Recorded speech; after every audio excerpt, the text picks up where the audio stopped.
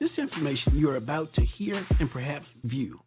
These are not necessarily the thoughts or the ideas of Gary C. Clement or the Gary Clement Radio Show podcast. We are in no shape or form affiliated with the parties the story is about or was interviewed for. Parts of this content may not be owned by or the property of Gary C. Clement, the Gary C. Clement Radio Show podcast, or G2 Network Media, or any other company we are affiliated with, and this information is strictly the opinion of those being interviewed. This content is for information purposes only, and although we may make reference to various news stories, we share our own independent beliefs about the content and provide our own opinions. Please enjoy the information. Hi, my name is Gary C. Clement, and welcome to the Gary Clement Radio Show and Podcast. Today on the show, we are excited to have an incredible woman named Michelle Lyles, who's a seasoned professional in design and construction, based out of Dallas, Texas. She's here to talk about pursuing her passion of design, building her business, and being a woman in a male-dominated industry. We're glad to have you. How are you? Good morning. Thank you. I'm glad to be here. I'm doing well. How are you? Great. Okay. So first of all, please tell us about yourself and about your life and growing up, please. So I grew up in the Dallas-Fort Worth area.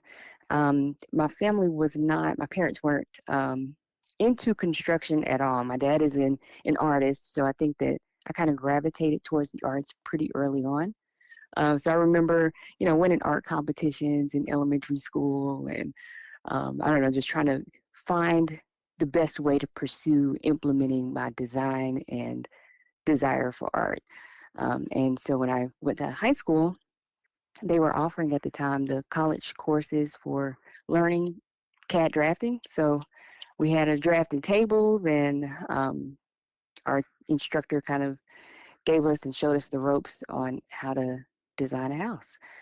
They also had a program called VICA at that time that allowed us to connect with Habitat for Humanity and volunteer as high school students to really kind of dive into what you're drawing on paper versus what's executed in the field. So it's a pretty interesting transition for me, having no one in my family to really pursue this industry. So do you have brothers and sisters as well? I have an older brother whom I didn't grow up with, and an older sister who's a couple years older than me, and then my younger brother is 14 years younger than I am. Oh, wow, very interesting. Yeah, so I was on my way out when when he was in. I see. Now, for young people to get a better understanding of your journey here, there are a few different factors here. You were a teenager when you started in this business. You didn't go to school for design or to work with major firms. You are an Afro-American female, and you work in a male-dominated industry. How did all this play out like this for you? Yeah, great question. So the ironic thing is I have not pursued college. I got my first architectural job when I was 18, actually, and I worked at that firm for 10 years. Over the course of that time, I transitioned over to, they wanted to be an A&E firm, which is architectural and engineering. So they partnered with an MEP group. And so I transitioned probably year 4 over to the MEP group as their first employee, kind of setting up their standards and policies and, CAD tests for incoming interns. And so I did go to Wisconsin for a couple of weeks, and I had an electrical systems design course so that I could understand engineering principles. And so I did engineering for a little stint there of designing lighting systems for restaurants. At the end of that tenure, I started Lyles Home Design while I was at the engineering company. So I'm essentially just kind of moonlighting while learning engineering and while just kind of trying to navigate which area was most of interest. And so they dissolved the engineering firm. And then I decided to I wasn't quite prepared to fully be on my own as an entrepreneur. So I went to a movie theater company. So I worked for, I worked for corporate on that side of things as the owner. and I was managing the construction and design for movie theaters for about 5 years. I see. Okay. And after that, I went to a general contracting company. It was actually one of the general contractors that was building the theater for us here in Plano, Texas, actually. And when COVID hit, they reached out to me and they're like, "Hey, Michelle, your reputation precedes itself. We'd love for you to come work for us. We know entertainment's slowing down, construction's super busy. Let's do it." And I was like, "All right, yeah." So I went there, and I was with that construction company for about a year. But as you previously stated, I do work in a pretty heavy male dominated space. And having always been the youngest, the female, and the person of color in my spaces, I've definitely had to establish a certain presence. And that construction company I was with, just it was not aligned with what my uh, expectations were, we'll say that. And that's what made me kind of branch out fully on my own. And here I am.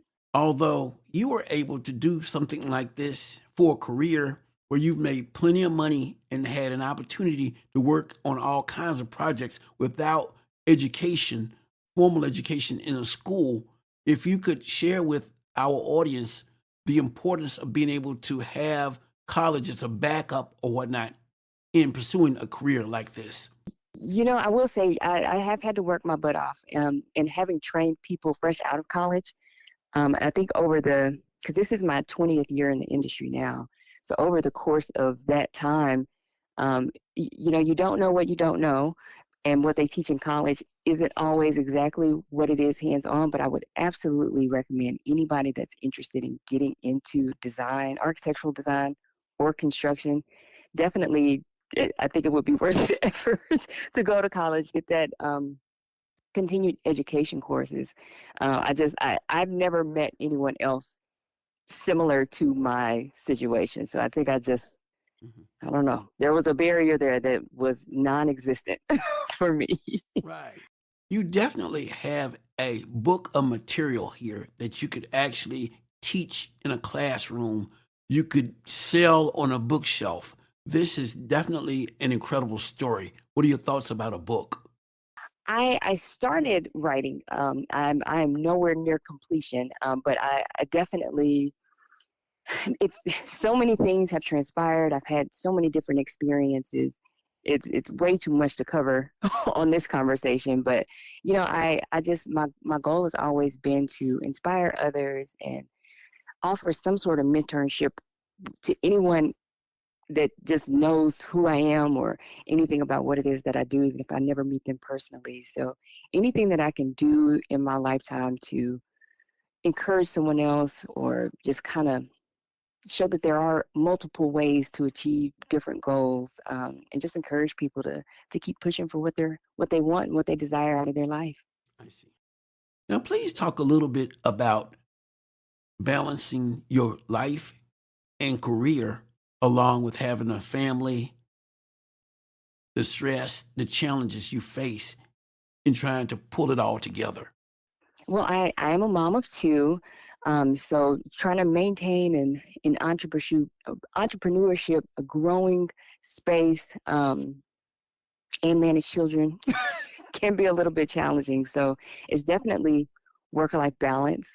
I'm taking a course over EOC, which is essentially, making sure that everything that you are wanting to accomplish in your business is all balanced out and aligned. Making sure you're placing the right people and delegating in the appropriate spaces.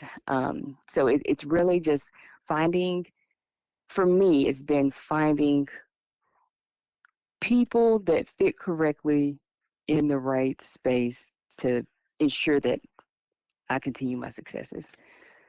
I see. I But see. it's stressful. But I see. challenges of entrepreneurship. Right. Now, tell me, have either of your kids spoke about possibly following in mama's footsteps to be a design engineer or to be a design professional as well? Oh, that's so disappointing. Neither of them are. My son he is a into computer engineering. So he is going to college next year for computer science, and my daughter is more interested in theater and art. So she's very creative. They both are in their own way, but yeah, neither of them have a lick of interest in construction. You know, I've taken them on job sites with me, and they're just kind of like, why is it dirty? Why are we out here? So last but not least, you love to travel. Talk a little bit about how you've been able to travel with your family and give them a different perspective on life. About that. Oh my goodness. So I last year, because I just don't have enough uh things to do, I decided to sign up to be a travel agent because I love travel so much. And it's like I may as well be getting compensated for things that I'm already doing. So I've had years where I've taken an international trip a month. You know, every year the kids and I take a family trip, uh, just to just to get out and see the world. You know, travel is extremely important to me, just for cultural experiences, and I just want my kids to know that you can still accomplish what you want and experience the things without having to sacrifice too many areas. We have thoroughly enjoyed listening to Michelle Lyles today talk about her life and her incredible journey it has been to become a construction professional in design. And if anyone would like to possibly contact her, we'll have her give her information now. Definitely, definitely. So my website is lyleshomedesign.com. That's LYLESHOMEDESIGN.com. I'm also on Instagram at Lyles Home Design and on Facebook at Lyles HD, Lyles Home Design. So any of those platforms, we're there. I try to keep it as updated as possible, um, so that everyone can kind of see what we've got going on. We really do appreciate our guest who participated in this episode, and we hope you learned something that will bless your day and your life. For all who are interested in learning more about the Gary Clement Radio Show podcast, please visit www.amazon.com and order my book, The Gary Clement Radio Show, When Strong Afro-American Men and Women Stand Up. It covers everything about us and features a variety of Afro-American personalities who speak out about the importance of education and literacy in the Black community. Well, we thank you for tuning into our podcast. Please send us your email address so we can contact you when we have new releases and new episodes and new projects as well. You can reach us at gccpresents@yahoo.com. And also, if you're interested in submitting any materials or want to get in touch with us, please do so by simply sending an email to gccpresents@yahoo.com. That's G as in Gary, C as in Charlie, C as in Charlie, presents@yahoo.com. So until next time, do take care. And this is a G2 Network Media production.